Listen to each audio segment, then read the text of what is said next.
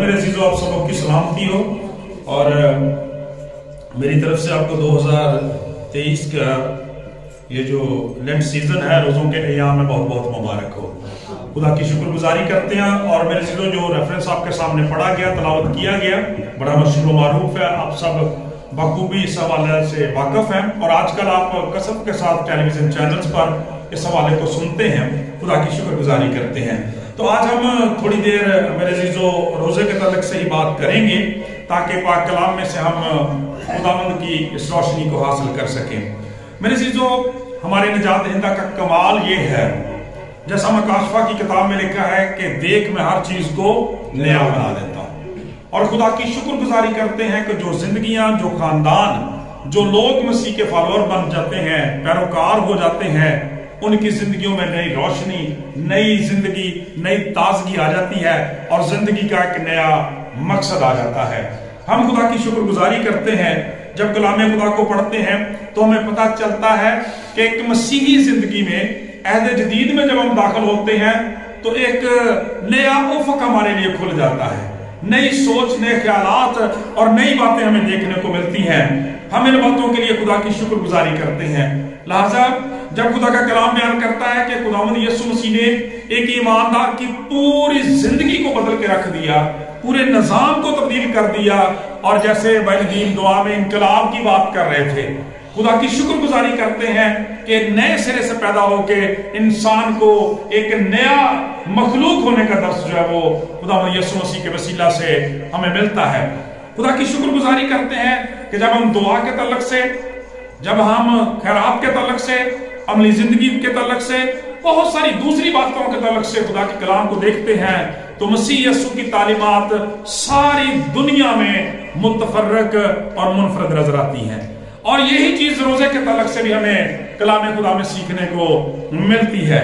میرے عزیزو جب ہم عہد عتیق میں روزے کے تصور کو دیکھتے ہیں تو آپ کو جگہ بہ جگہ لکھا ہوا بھی نظر آئے گا, لوگوں کی زندگیوں سے بھی نظر آئے گا کہ روزے کا خالصتاً مقصد پرانے عہد نامہ میں جب ہم دیکھتے ہیں لوگوں کی زندگیوں میں نظر آتا ہے کہ روزے کا مطلب اپنی جان کو دکھ دینا ہے, ایک طرح سے اذیت دینا ہے, ایک طرح سے اپنی جان کو تنگ کرنا ہے اور ماتم کرنا ہے. خدا کا کلام بیان کرتا رونا دھونا بھی روزے سے تعلق رکھتا ہے. لیکن جب ہم نئے عہد نامہ میں آتے ہیں تو میرے عزیزو یہاں پہ آ کے سارا سیناریو چینج ہو جاتا ہے, یہاں پہ ساری باتیں ہی تبدیل ہو جاتی ہیں, کیونکہ خدا کا کلام یہ بیان کرتا ہے کہ ہمارے نجات دہندہ نے اس سارے ماتم کو, اس سارے رونے دھونے کو, ان ساری باتوں کو جو ہمارے بدن کے ساتھ تعلق رکھتی تھی, دکھ دینے سے تعلق رکھتی تھی, خدا کا کلام یہ بیان کرتا ہے ایک ہی بار صلیب پر اپنی جان کی, اپنے بدن کی قربانی پیش کی اور ہم سبوں کو ہمیشہ ہمیشہ کے لیے اپنے حضور کامل کر دیا. لہذا خدا کی شکر گزاری کرتے ہیں کہ آج ہمیں ان لوگوں کی طرح سے رونے دھونے کی, ماتم کرنے کی, افسوس کرنے کی, آہوزاری کرنے کی, اپنی جانوں کو اذیت دینے کی ضرورت نہیں ہے. اس لیے کہ خدا کا کلام بیان کرتا ہے اسی کے مار کھانے سے, اسی کے مار کھانے سے تم نے شفا پائی, اور پھر ایماندار کہتے ہیں اسی کے مار کھانے سے ہم نے شفا پائی. خدا کی شکر گزاری کرتے ہیں.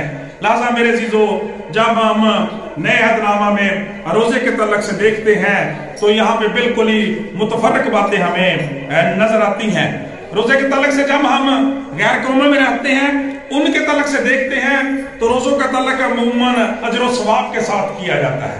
لوگ اس کو راست بازی کا ذریعہ بھی سمجھتے ہیں, اور اسی لیے جب ہم کلام خدا میں دیکھتے ہیں تو پھر بعض دفعہ یہ جو روزہ جو ہے وہ فقیوں اور فریسیوں کی طرح سے ریاکاری بھی انسان کی زندگی کے اندر بن جاتا ہے, ریاکاری بن جاتا ہے. غرور اور تکبر کا باعث بھی یہی ریاضت انسان کی بن جاتی ہے.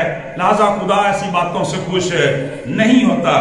میرے عزیزو ہمیشہ دنیا کے اندر اس بات کا خطرہ رہتا ہے, اور خداوند یسوع مسیح کے وقت بھی یہی کچھ تھا کہ لوگ رسموں میں, رواجوں میں, ان ریتوں میں اس قدر جو وہ آگے چلے جاتے ہیں کہ اصل چیز کا مقصد ہی سرے سے فوت ہو جاتا ہے. جب ہم اس چیپٹر کا آغاز کرتے ہیں, دیکھتے ہیں چھٹے چیپٹر کو, اس کے شروع میں خداوند یسوع مسیح نے ان تعلیمات, بنیادی تعلیمات کے تعلق سے بڑی وضاحت فرماتے ہوئے آپ نے فرمایا خبردار, بی الرٹ, खबरदार अपने रास्तबाजी के काम आदमियों के सामने दिखाने के लिए ना करो, नहीं तो तुम्हारे बाप के पास जो आसमान पर है तुम्हारे लिए कुछ और अजर नहीं है। मैंने थोड़ी देर पहले बात की कि हमारी दुआ के सुने जाने का, हमारी सारी नेमतों का, बरकतों का, बख्शिशों का, मखलसी का, नजात का, हमेशा की जिंदगी का, हमारी आकबत का इन्हिसार जो है वो खालिस्तन मसीह यस्सु के उस काम पर है जो सलीब पर फिनिश किया गया, जिसके बारे में यस्सु मसीह ने कहा तमाम हुआ। हालेलुया। लिहाजा आज मेरे चीजों जब हम इस तलक से देखते हैं, रोजे के तलक से देखते हैं, तो खुदा का कलाम ये बयान करता है कि हमें बहुत मोहतात होने की जरूरत है। कहीं हम भी वो गैर कौमों की सी एक वो फलसफियाना सी एक पुरस्कार सी इस इबादत और रियाजत को जो इंसानों की तर्ज पर तख्लीक की गई है ये इख्तियार करते हुए खुदा के फजल से महरूम ना हो जाएं। चुनाचे खुदा का पाक कलाम ये बयान करता है, जब हम इस पूरे चैप्टर को पढ़ते हैं तो हमें पता चलता है कि इससे पहले कि खुदा यीशु मसीह रोजे की बात करते, इससे पहले दो बड़ी जबरदस्त बातों का खुदा यीशु मसीह ने जिक्र किया, और वो एक खैरात थी और दूसरी दुआ थी। खुदा का कलाम ये बयान करता है, खैरात के तलक से भी खुदा यीशु मसीह ने यही कहा कि जब तू खैरात करे तो अपने आगे नरसिंगा ना बजवा, जैसा कि रियाकार बातों और पूछों में करते हैं, ताकि लोग उनकी बड़ाई करें, ताकि लोग उनकी बड़ाई करें। इसलिए खुदा का पाक कलाम ये बयान करता है कि जब तू खैरात करे तो जो तेरा दाहिना हाथ करता है उसे तेरा बायां हाथ ना जाने, बल्कि तेरा बाप जो तुझे देखता है वो तुझे इस बात का अजर देगा। लेकिन मेरे चीजों इंसान के अंदर ये रवैया पैदा हो जाता है कि वो अपनी ज़ाहिरी रास्तबाजी के जरिए से ही लोगों के अंदर अजर ढूंढने की कोशिश करता है। इसी तरह से खुदा यीशु मसीह ने दुआ के तलक से भी कहा। आपको पता है कि फकीर फरीसी जो थे लंबे लंबे चोगे पहन लेते, वो मोड़ों पर, कोनों पर, नुकरों पर खड़े हो जाते और दुआओं को तूल देते और जोर जोर से बोल बोल के दुआएं करते ताकि लोग उन्हें कहें कि बड़े दुआ वो लोग हैं। खुदावंद यीशु मसीह ने इसीलिए उनके लिए बक बक का लफ्ज भी इस्तेमाल किया कि बेमानी बातें। खुदा का कलाम ये बयान करता है कि ऐसे सारे लोग अजर पा चुके हैं, यानी ये सारी चीजें बेमानी है, क्योंकि खुदा पाक कलाम के अंदर लिखा है कि इंसान तो ज़ाहिरी सूरत को देखता है लेकिन खुदा दिलों पर नजर करता है। और इसी सीक्वेंस को जारी रखते हुए खुदा यीशु मसीह ने फिर रोजे की बात की। जैसे खैरात के बारे में मना किया कि दिखावे की नहीं होनी चाहिए, दुआ के बारे में बयान किया कि दिखावे की नहीं होनी चाहिए, उसी तरह से रोजे का बयान भी ये मुकर्रर किया कि जब तू रोजा रखे तो अपने सर में तेल डाल और मुंह धो। क्योंकि मेरे चीजों जब थोड़ी देर पहले मैंने अर्ज किया कि हम पुराने अहदनामा में देखते हैं तो रोजा मातम का निशान था, आहोजारी का निशान था, और इन फकीरों फरीसियों के बारे में और इन लोगों के बारे में तो बकायदा बयान किया जाता है कि ये अपने बाल बखेर लेते, उनके अंदर राख डाल लेते, खाक डाल लेते, टाट पहन लेते और आहोजारी करते रहते, चीखते रहते, खुदा के हुजूर चलाते रहते कि शायद खुदावंद को हम पर रहम आ जाए। आज खुदा की शुक्रगुजारी करते हैं मेरे चीजों, हमें ऐसा करने की जरूरत नहीं है, क्योंकि खुदा का कलाम ये बयान करता है उसी के मार खाने से हमने शफा पाई है। लिहाजा जब हम रोजे के तलक से कलाम खुदा में से सीखते हैं तो मेरे चीजों आज हम इस तलक से सीखेंगे, क्योंकि ये पूरा पीरियड चलता रहेगा, इसी रोजों के तलक से हम सीखेंगे। आज हम सिर्फ एक मौजू पर बात करेंगे कि बुनियादी तौर पर मसीही रोजा जो है इसका मकसद क्या होता है, खुदा का कलाम इस तलक से में क्या सिखाता है। मेरे चीजें इससे पहले कि हम इस बात पर बात करें, एक से दो बातें बहुत जरूरी हैं जो कलाम खुदा में से में जानना जरूरी है।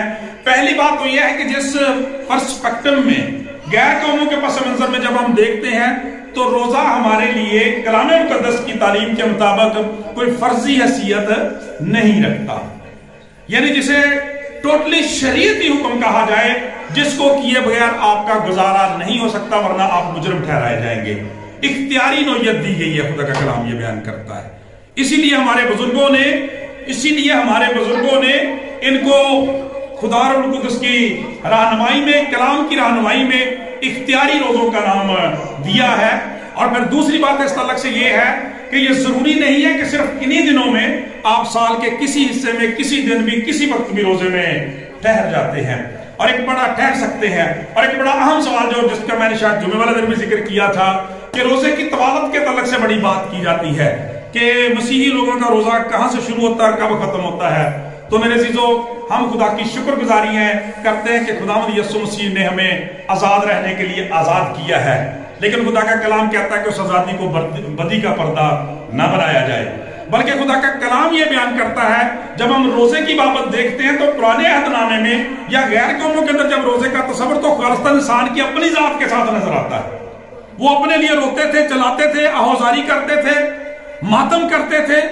لیکن خدا کا کلام یہ بیان کرتا ہے جب نئے عہد نامے میں آپ آتے ہیں تو روزے کا تعلق آپ کے اور خدا کے درمیان کے لنک بن جاتا ہے.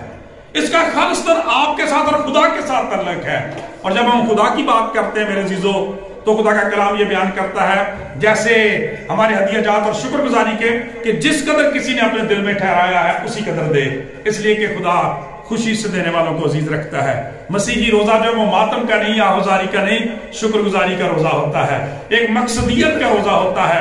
لہٰذا خدا کا کلام بیان کرتا ہے کہ جب ہم کلام خدا کو دیکھتے ہیں تو ہمیں پتہ چلتا ہے کہ بائبل مقدس میں ایک دن کے روزے کا ذکر بھی ہے، یعنی صبح سے شام تک کے روزے کا ذکر بھی ہے، پھر شام سے شام تک کے روزے کا ذکر بھی ہے جنہیں 24 گھنٹے تک کہہ دیں دے، پھر 2 دن کے روزے کا بھی ذکر ہے، 3 دن کے روزے کا بھی ذکر ہے، پھر اس کے بعد 7 دن کے روزے کا ذکر ہے، پھر 10 دن کے روزے کا ذکر ہے، پھر اس کے بعد 14 دن کے روزے کا ذکر ہے، پھر 21 دن کے روزے کا ذکر ہے، اور پھر 40 کے کئی روزوں کا ذکر ہے. اور خداوند یسوع مسیح کے 40 دنوں کے ایک دن کے یعنی 40 دنوں کے ایک روزے کا ہی ذکر بھی ہمیں بائبل مقدس کے اندر ملتا ہے. تو پھر اس سے جو اصول ہمارے علماء اخذ کرتے ہیں کہ وہ یہ ہے کہ جس قدر ہمارے لیے ممکن ہے ہم اس قدر اس روزے کو اختیار کر سکتے ہیں. آج خدا کا کلام ہمیں یہ آزادی دیتا ہے کہ جس قدر ہم اپنے لیے برداشت کر سکتے ہیں. اگر آپ شام سے شام تک ویل اینڈ گڈ، صبح سے شام تک چند گھنٹے تک بھی اگر آپ خدا کے حضور ٹھہر سکتے ہیں تو یہ اچھی بات ہے. لیکن جیسے اس دن بھی میں نے بات کی تھی کہ بنیادی مقصد روزے کا کیا ہے کہ ہم خدا کے ساتھ رفاقت رکھیں، خدا کے ساتھ میل ملاپ رکھیں میرے عزیزو. تو جیسے میں نے اس دن بھی کہا تھا کہ ظاہر سی بات ہے جب آپ روزہ رکھتے ہیں تو روزہ بھی ایک طرح سے مشقت ہی، بدنی مشقت ہوتی ہے. یہ بھی ٹھیک ہے، انسان تھک جاتا ہے، تھوڑی دیر ریسٹ کیا جا سکتا ہے، لیکن اب یہ نہیں کہ آپ سارے روزے کو ہی کوشش کریں کہ اس میں سے 12 گھنٹے کام رہے کو 10 گھنٹے سو کے گزار دیں. آپ عبادت کا نام بنا. خدا کا کلام یہ بیان کرتا ہے ہماری کنڈیشن ایسی ہونی چاہیے ہم زور سے خدا کے حضور چلا سکیں، گا سکیں، بجا سکیں، کلام کو پڑھ سکیں. تو پھر یہ ساری باتیں جو ہیں وہ ہمارے لیے فائدہ مند ہو سکتی ہیں. کیونکہ خدا وہی بات پہلے جو میں نے کہی کہ روزہ نہ تو ہمارے لیے آہوزاری ہے، نہ میرے عزیزوں ہمارے لیے ماتم کا ذریعہ ہے، اور نہ ہمارے لیے کوئی اجر و ثواب کا ذریعہ، کیونکہ ہمارا سب سے بڑا اجر اور انعام خدا کا بیٹا یسوع مسیح ہے. پریز دی لارڈ. زوردار تالیاں لگائیں اس بات کے لیے. اس لیے نا ایویں اسی بھی دیکھتے ہیں کلیسیا کے اندر نا بعض لوگ ایویں ایک فضا مغموم جی کریٹ کر دیندے نے، وہ عجیب جے گیت گانا شروع کر دیندے نے جنہاں دا کوئی تعلق نہیں خدا دے کلام دی خوشخبری دے نال. مسیح یسوع تو زندہ ہے، ہم کس کے لیے ماتم کر رہے ہیں بھائی؟ ہم کیوں شور مچا رہے ہیں؟ ان دنوں کو تو بزرگوں نے اس لیے مقرر کیا تاکہ عام طور پہ انسان اس ترتیب سے عبادت میں نہیں جاتا. اس لیے ضروری ہے کہ ہم مسیح یسوع کے دکھوں کو لائق طور پر پاک کلام میں سے جان سکیں. تو اس طرح کے وہ ماتمی سے گیت گانے کی ہمیں کوئی ضرورت نہیں ہے. میں تو سمجھتا ہوں یہ خدا کے حضور ناشکرا پن ہے، کیونکہ وہ تو کہتا ہے کہ وہ یہاں نہیں اپنے کہنے کے موافق جی اٹھا ہے. ہم ماتم کر کے کیا ثابت کر رہے ہیں کہ وہ مردہ ہے؟ Not at all. ایسا نہیں ہونا چاہیے. سو خدا کا کلام میرے عزیزو جب اس تعلق سے بیان کرتا ہے تو 3 بنیادی باتیں جو ہیں وہ کلام مقدس میں سے ہمیں ایک مسیحی روزے کے تعلق سے نظر آتی ہیں. ان میں پہلی جو ہے وہ یہ ہے کہ مسیحی روزہ جو ہے وہ بنیادی طور پر ایک شخصی اور ہماری انفرادی یا ہماری اجتماعی عبادت کا ایک بڑا زبردست موقع ہوتا ہے.